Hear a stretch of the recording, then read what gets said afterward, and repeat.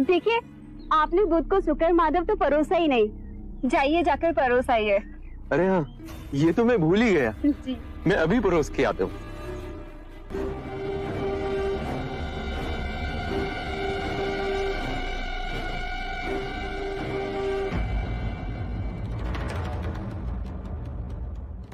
ये शुक्र माधव तो मैं आपको परोसना भूल ही गया।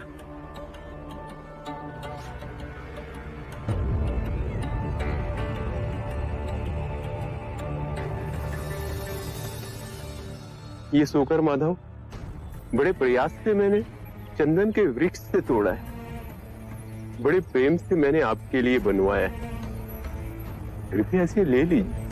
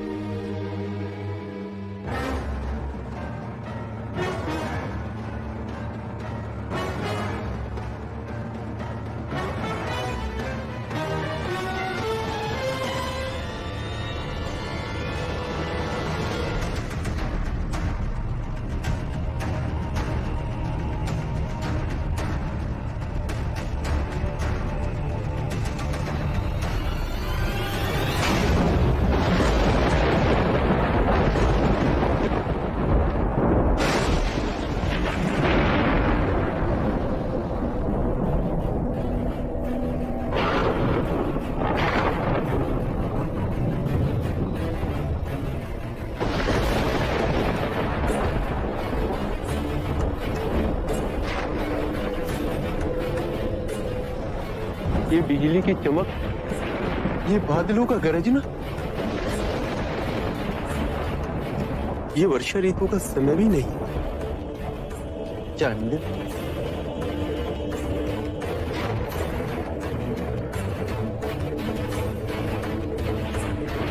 चंद, बचे हुए शुक्र माधव को धरती में गाड़ा, भूले से भी किसी को मत खिलाना।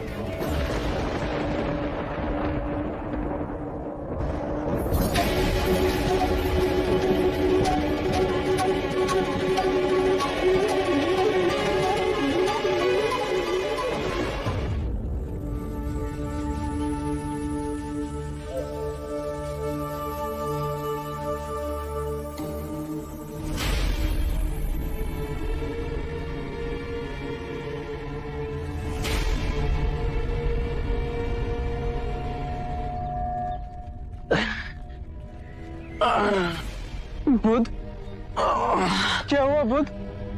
आनंद, हम कुछ देर यहीं रुकेंगे। अनिरुद्ध,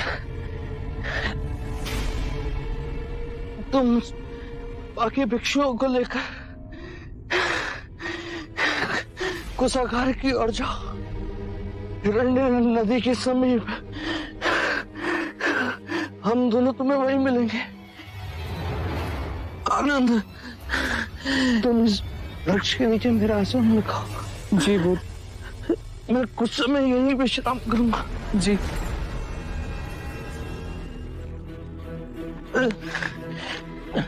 आइए बुध।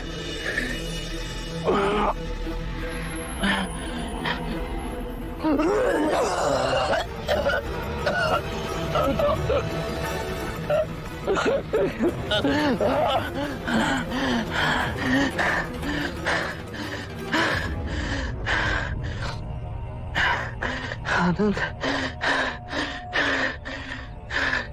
बहुत प्यास लगी, जल्दी जाकर मेरे लिए चल ले आओ।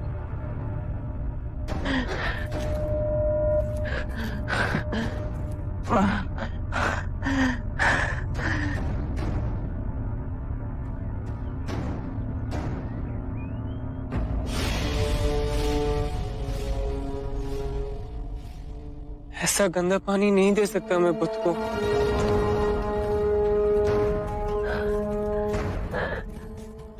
बुध, आनंद, जल लाए, मुझे बहुत प्यास लगी। बुध, वहाँ का जल बहुत गंदा है, आपके पीने योग्य नहीं है।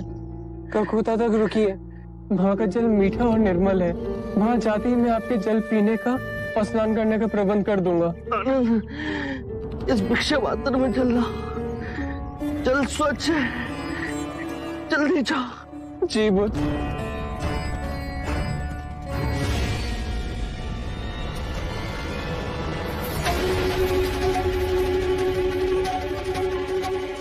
ये कैसे हो गया?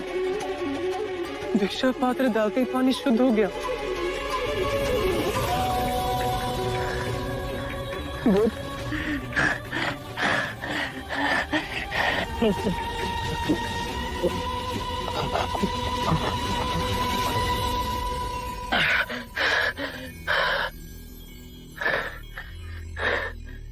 बुध,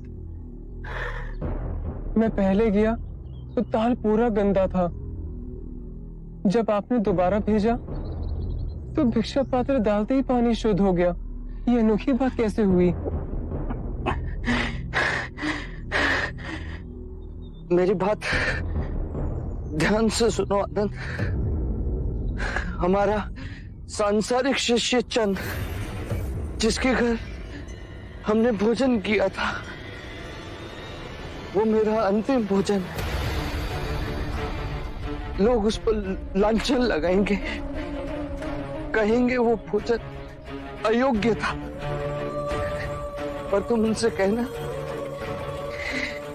कि मुझे जीवन में दो ही भोज अविस्मरणीय और रुचिकर लगे। प्रथम भोज जो मैंने परम सत्य पाने से पूर्व ग्रहण किया, और दूसरा जो महापरिनिर्वाण से पहले मैंने ग्रहण किया। चांद को व्यथा नहीं हो, उसे प्रसन्नता हो कि उन दो भोजन में से एक भोजन उसने मेरे लिए परोसा था।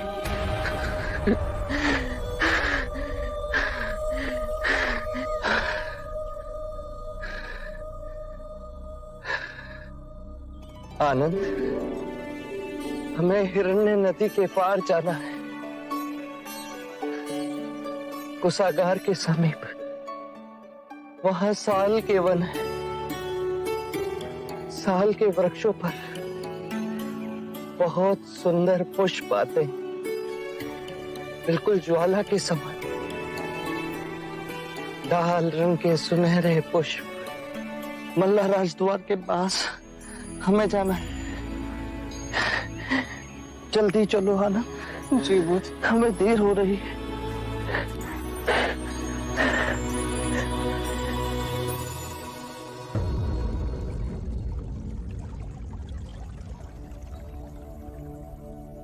आइए, आराम से बुध, आराम से।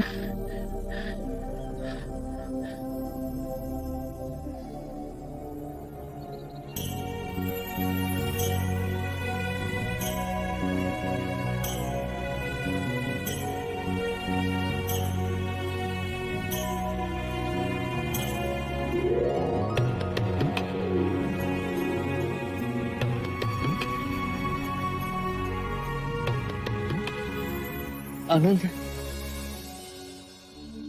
इन दोनों वृक्षों के नीचे मेरा बिछोना बिछा दो। मैं यही विश्राम करूंगा। जी बुध। अनिरुद्ध,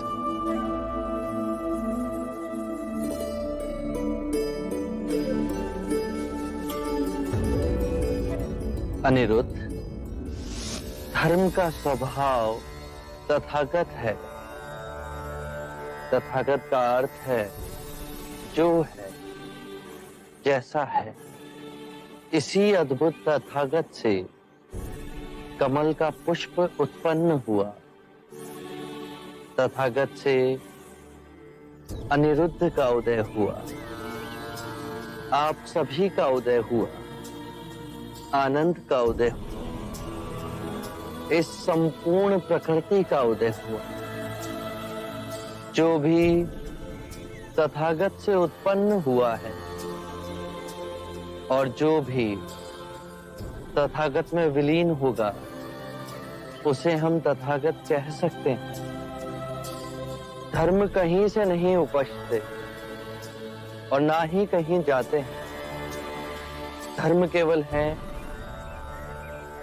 और रहेंगे। आज से मैं और सारे भिक्षु आपको तथागत कहेंगे। आपको तथागत कह के हमें स्मरण होगा कि हम सब में तथागत का बिंदु है। जैसे यदि हमारे सर में पीड़ा हो और उसे हम तथागत से स्वीकार भाव से स्वीकारें तो वो पीड़ा समाप्त हो जाती है। इसका कारण है कि हमारी आदि शक्ति उस पीड़ा से लड़ने के लिए बह निकली और आदि शक्ति उसका उपचार कर रही है। ये दोनों विभाजित शक्तियां सर की पीड़ा से अधिक सर को दुखा रही हैं। यदि हमने तथागत से इस पीड़ा को स्वीकार भाव से स्वीकार कर लिया तो दरार भर गई। अब हमारी सारी शक्ति इस पीड़ा को आरोग्य करने में जुट जाएगी। आइए बुद्ध।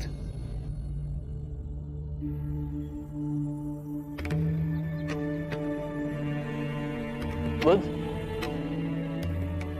अपने जीवन में अदृश्य सत्य को भी अपने में यथार्थ कर हम दीन आत्माओं को दिखाया है। आप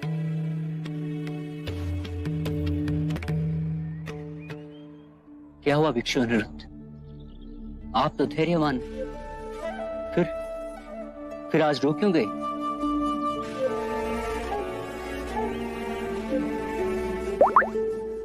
प्रिय भिक्षु, मुझे आज आभास हुआ है कि बुद्ध आज रात्रि ही निर्वाण को प्राप्त होंगे।